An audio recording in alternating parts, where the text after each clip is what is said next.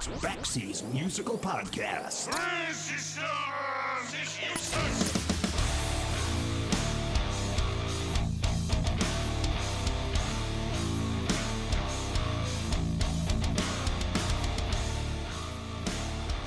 Okay, I'm about to make a ridiculously bold statement. Bold, but not untrue.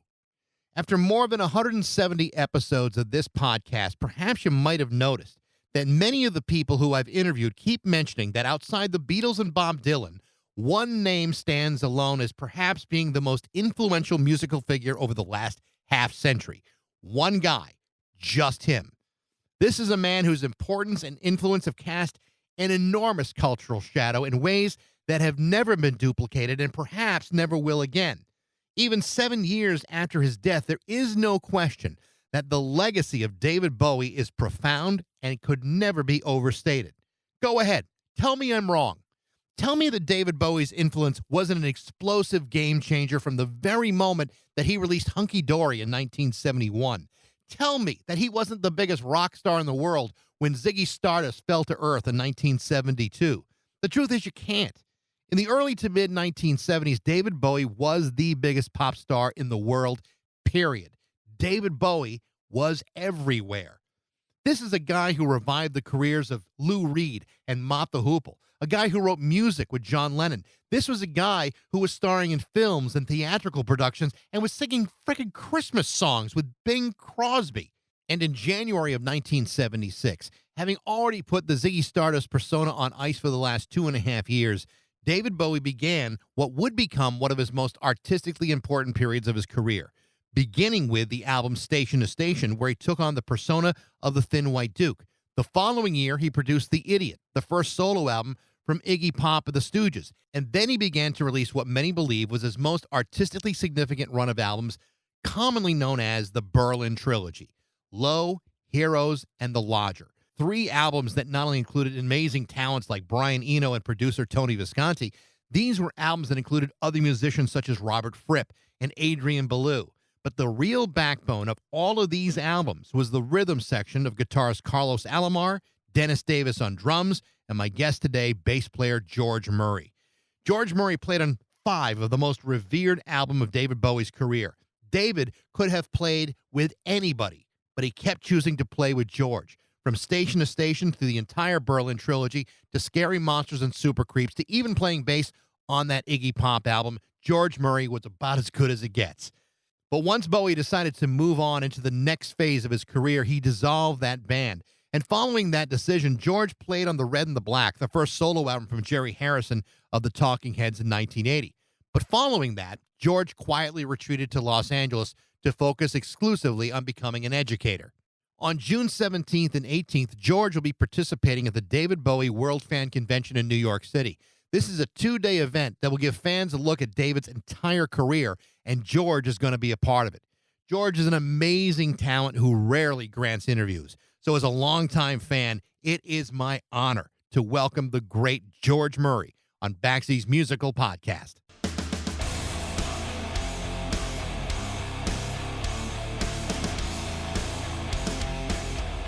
Hey, George, how are you? Mike, I'm fine. Nice to see you. Nice to meet you. This is such a thrill for me, and I'm saying that not just because I'm another David Bowie loving nutcase. I'm saying this because I also love George McRae. So Really? I've always felt, and I mean this, I have always felt that Rock Your Baby was about 15 minutes too short.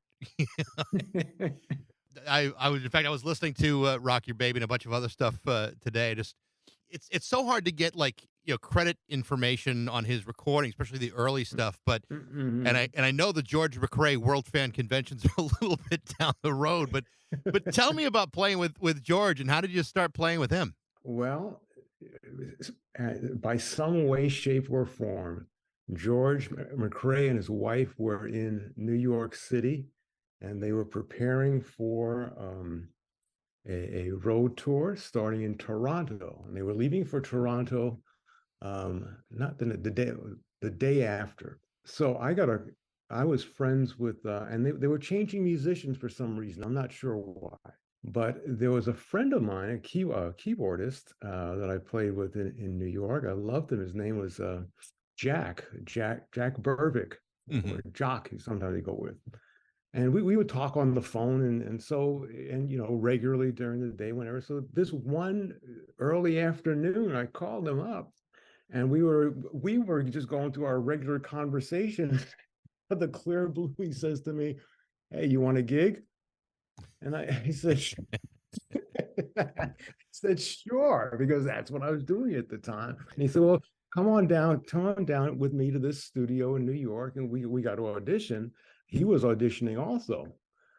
So we went in, and they picked myself, they picked Jack, they picked a drummer named Brad Stone, another local boy from Queens, New York, and the guitar player I can't remember at the moment, but that's how we ended up with him. And we rehearsed. We came in the next day and rehearsed the show, and then the morning after that, we were on our way to Toronto. Wow.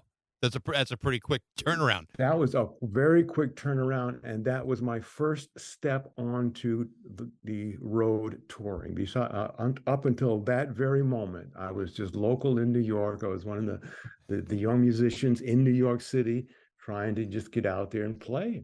That's amazing. So as I understand it, you toured with him for a good 9, 10 months or so. Yes, we did two tours of Europe. We did two tours in the United States. They weren't large tours, but they were, we were out for a number of weeks. Jack made it through the first and second US tour. He made it through the first European tour. And halfway through the second one, he said, "I've had enough. I gotta go." So he left. I mean, he notified people, and we replaced him, but that was kind of shocking for me. But Jack was a little more. He had other things happening in his life than I did. I was okay.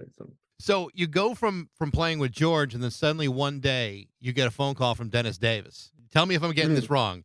He calls you and say, "Hey, I know you're in the middle of something, but how'd you like to do something 10 times better?" Tell me about that Almost. call. There was a period of time between George McRae and that getting that call from Dennis, and other things I had done in there, did some Broadway stuff and some other gigs around town. But I was I played with Dennis around the city, and I loved him. Dennis was God, nobody played like Dennis. He was just amazing. And it was September 1975. I was living at home with my parents, no cell phones, no voicemail, not even answering machines then. So anyway, I had left the house to go. I was heading into Manhattan for some reason. I left the house in Queens. I forgot something. I came back to the house, and I was walking up the driveway. The kitchen window's open. I hear my father say, "Wait a minute, here he is." And I walk in. He hands me the phone. It's Dennis. Dennis was already working with David. And we talked, chat for a minute. He came right out. He said, "David is changing his bass player. Would you like to come and play? He's doing a new album he's working in Los Angeles. Would you like to come in and step in or try it out?" I can't remember his exact words, but I said, "Sure." Of course. How are you going to say And no to that? but here's the thing. The only reason I knew of David was because of Dennis and Carlos. Really? Really, there was one afternoon when the Diamond Dogs album was first released. I was walking down Sixth Avenue in Manhattan. RCA Records had their office in one of the office buildings on Sixth Avenue, Midtown Manhattan. And the trend at that time was you take your main artists, you put them up on a billboard, and that's part of your promotion. And I was walking on Sixth Avenue, and I looked at this car, and I said to myself, "Who is that?"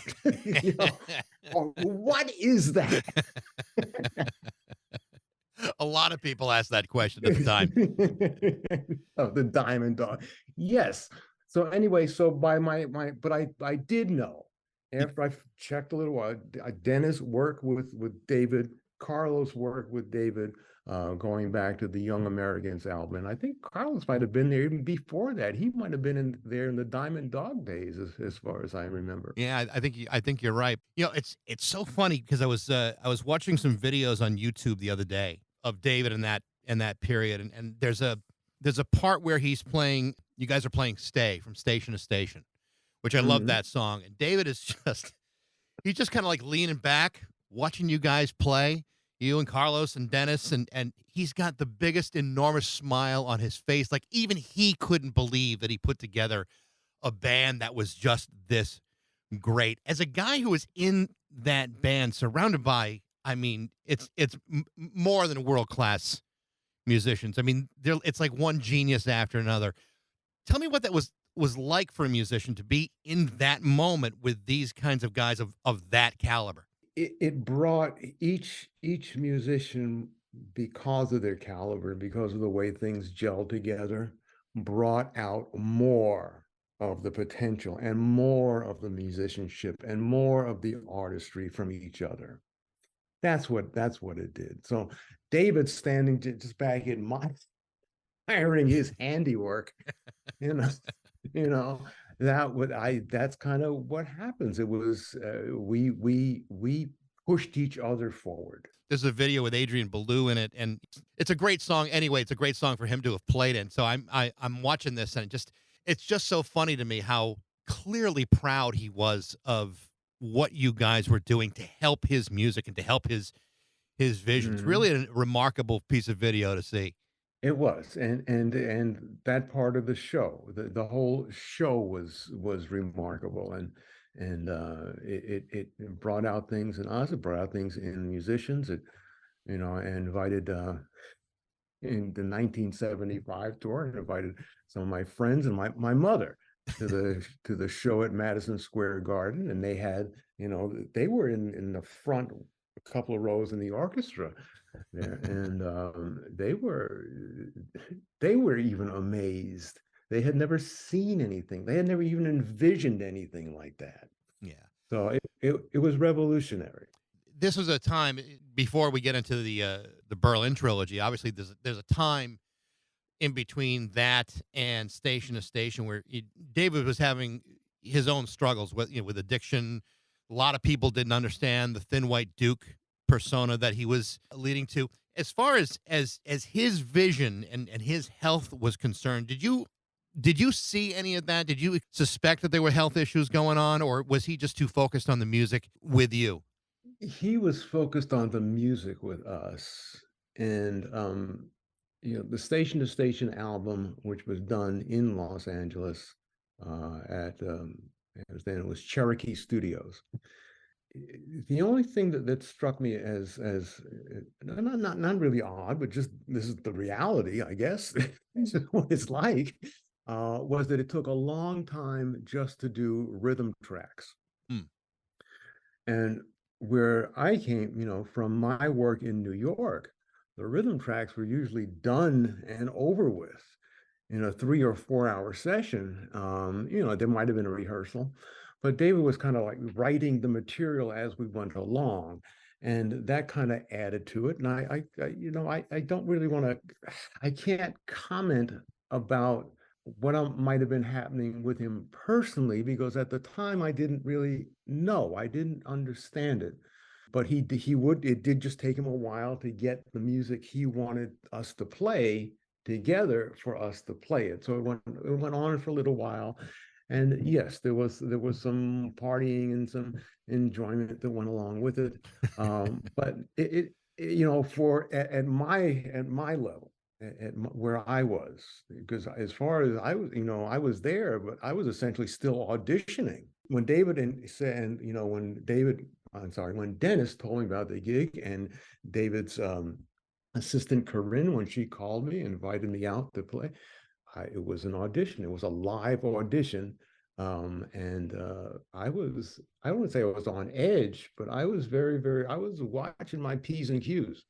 By the time the P's and the Q's have been watched, all of a sudden he's taking you guys out to France to record with Iggy Pop for his first solo album, The Idiot, which is a great, great record. Tell me about about that experience. These guys had known each other for a while and had become very close. What was it like to be out, first of all, in France in that moment with these two guys? We recorded a couple of songs for Iggy. We recorded Low, and that was the only time I recorded in France was on the Low album. Now, there's something else on my discography there. I don't recall going to France with David and Iggy. I don't even recall really working with Iggy. Brian Eno, yes, Right. but Iggy not so much. He was around occasionally. Sure. Let me ask you about Brian Eno, because I've talked to a number of people who have worked with him over the years.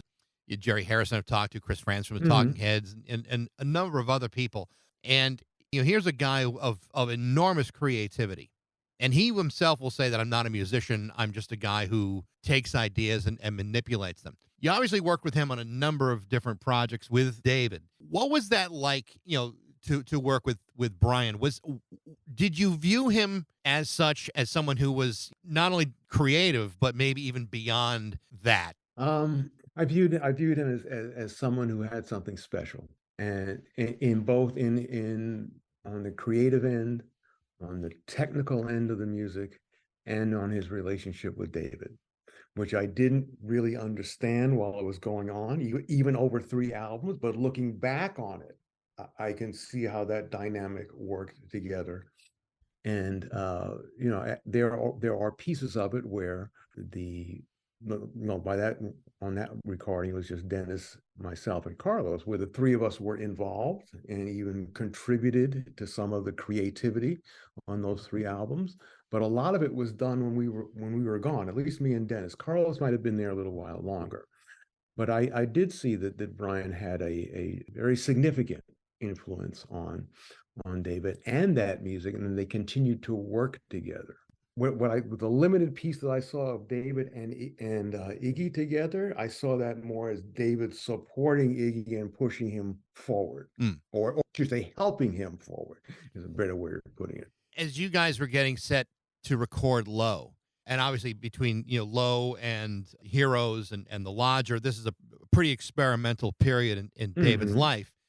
Did you understand that? I mean, obviously, this is a guy who's had a million hits and has an incredible amount of fans, but a lot of fans at that moment when these albums were being released, not all of the fans understood it. Like, a lot of them still wanted to hear Changes in Suffragette City and maybe not hear what was going on side 2 of Low, which was mostly instrumental. What was it that he told you he was looking for, or was it just an assumed thing? Because I mean, it really is a very avant-garde approach to his music, even though some of the best songs he ever wrote are on those records. First, let me say this.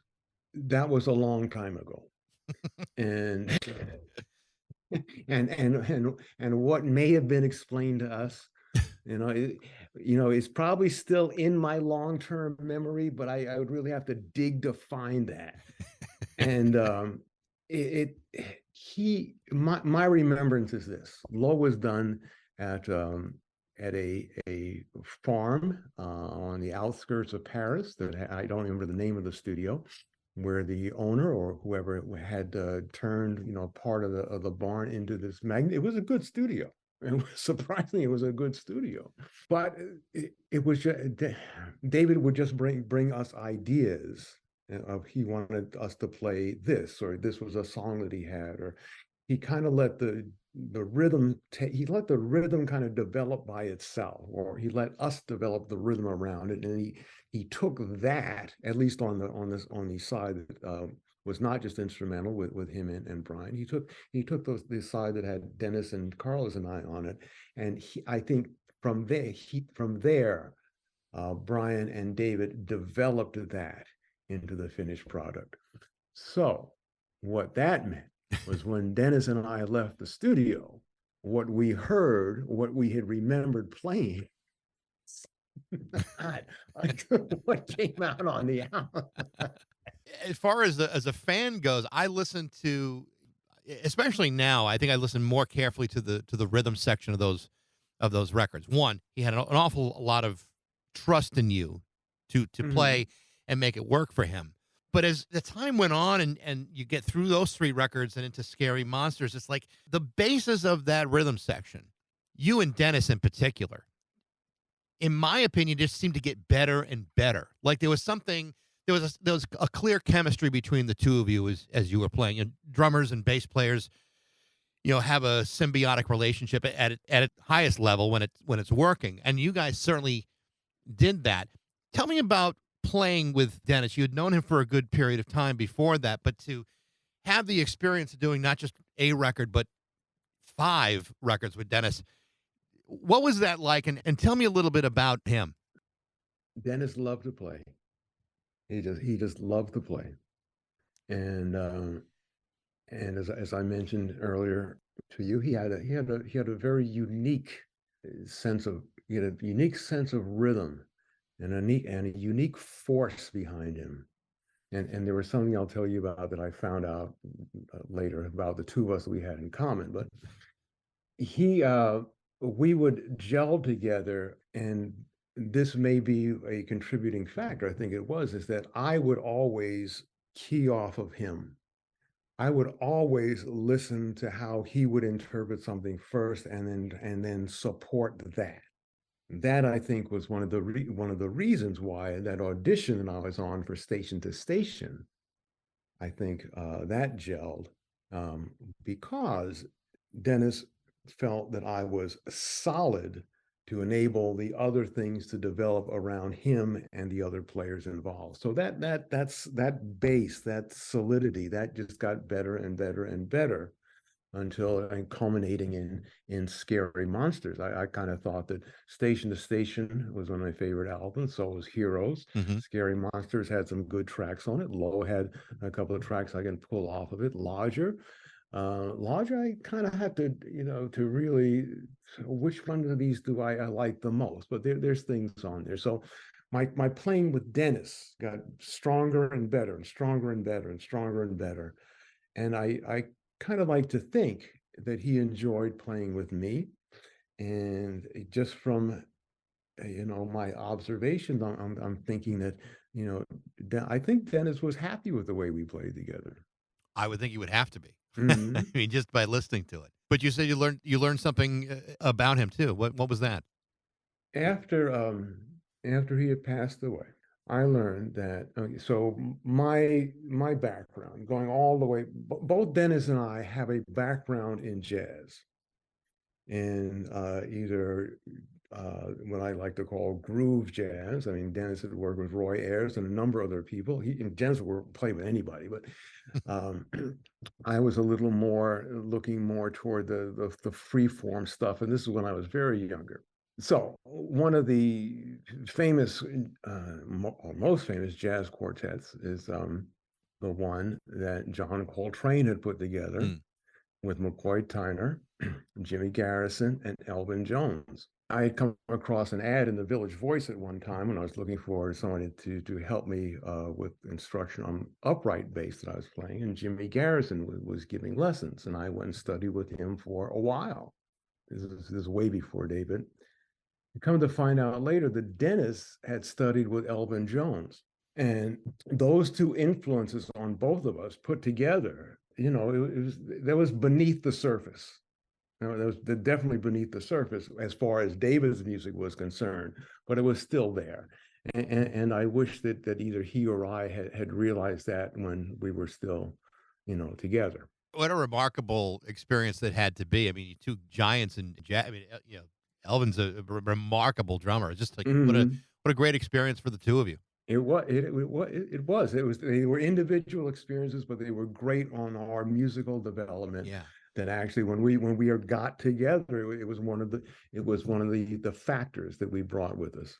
I interviewed Adrian Belew a while back, and we talked about David on probably a little bit more of a personal level. I think for fans, they see David Bowie as this distant and unapproachable character, at least to people who are observing from the outside. But one of the things that Adrian said is that once you got past that, once you got to be someone that he trusted, he was actually a very warm and ingratiating guy who let down his guard and that artifice and really supported the people around him. Iggy Pop would be a great example, and there are, I'm sure, dozens others that would support this. But when it really came down to who he was as a person, he was a very, very kind and generous man. Was that your experience with him too? Yes, he was generous. He was mild mannered. Is a good way of putting it. And he was gracious, well read, and knowledge on different parts of the performing arts, whether it be movies or whether it be literature, books, or art. He knew things. He knew things. He knew things that I, in areas that I was, at 24 years old, I was not really that aware of. And so our conversations were not that in depth, but we were, when we did, whenever we talked, we might have talked about superficial stuff, but it was always gracious and enjoyable. And sometimes I wish that I had been able to spend more time with him, just talking about this, that, or the other thing, or just, shooting the breeze. But I didn't have that much time with him because of, how things were put together and everybody's going in different directions at the same time. In 1980, there's some things that are going on with him on a business level. He leaves RCA, he signs with EMI, and then he decides at some point to dissolve the band and move on to something different, and that would be like the Let's Dance record. Mm-hmm. Was that an amicable situation? I mean, did you realize that it had run its course, or would you have continued to play with him if he wanted to? The years before, when I got the call from Dennis, and he said to me, David is changing his bass player. I knew then that at some time, and as I learned about how David's career had developed, that things would change as he changed. So when that change took place, it was very unsettling for me. But I kept reminding myself, well, I knew it was coming. I just didn't know when. Was it amicable? It wasn't. It was okay. Let me just say it that way. Let me say it was okay. I would have dearly loved would have loved to have been able to continue with them, but I think he was looking for something else. At the point where that band dissolves and you start looking for other things to do, you played on Jerry Harrison's first solo album, the Red and the Black, which is actually a very underrated record. It's actually a really good one.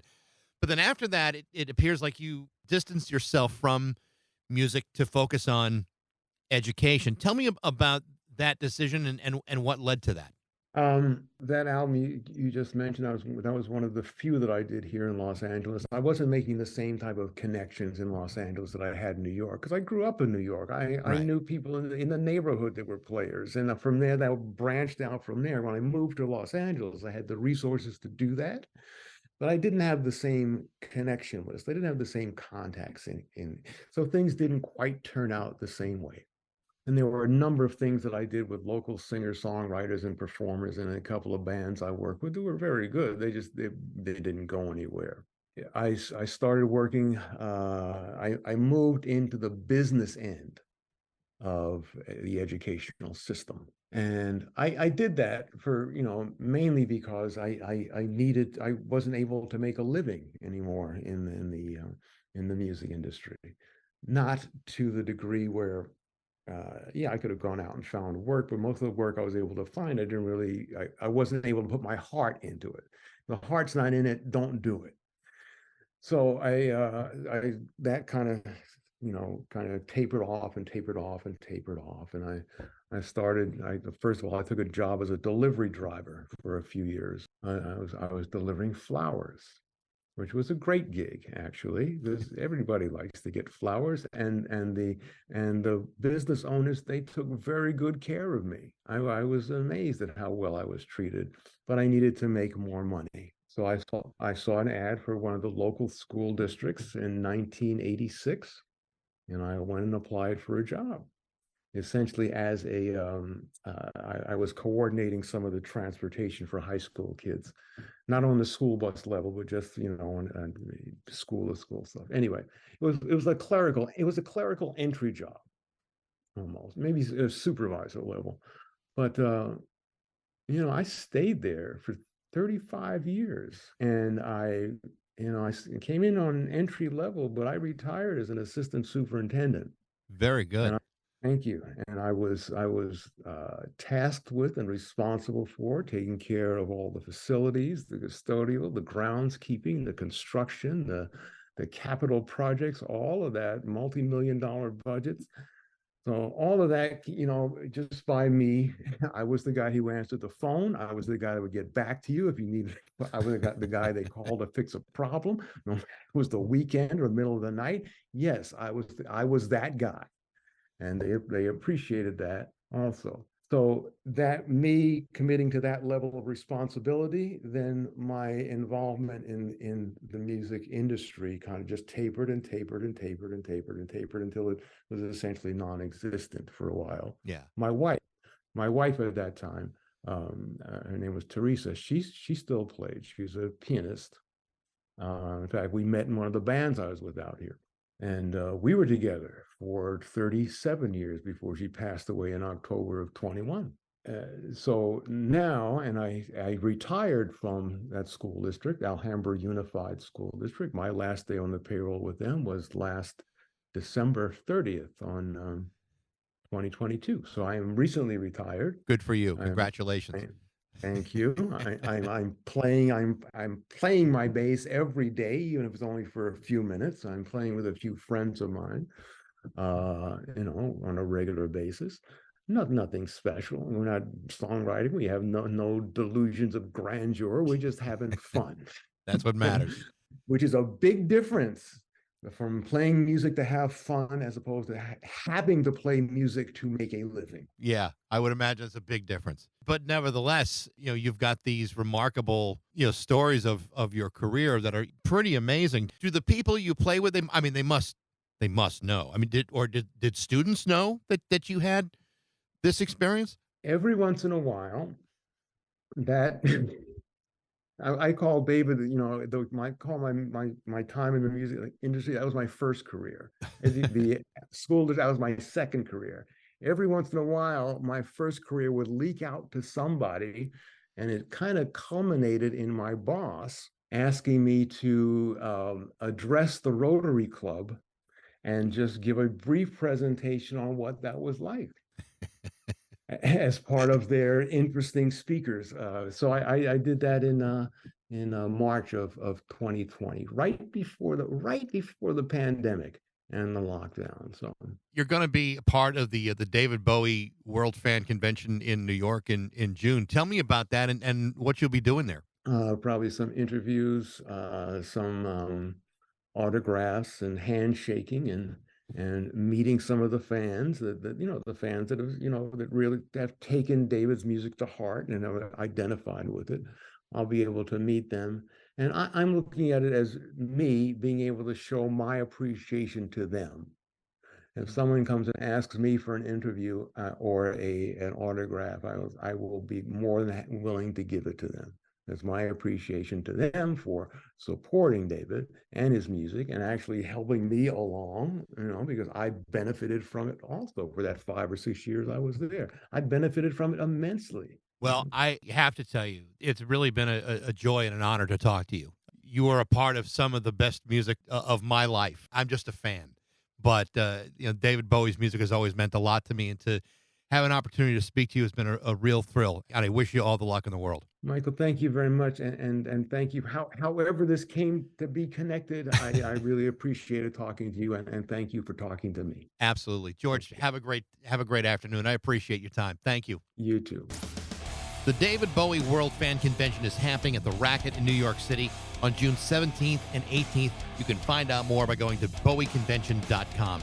Thanks for listening. I hope you enjoyed it. You can reach me on Facebook and Instagram and Twitter. You can also email me at bax@rock102.com. I'd love to hear what you think.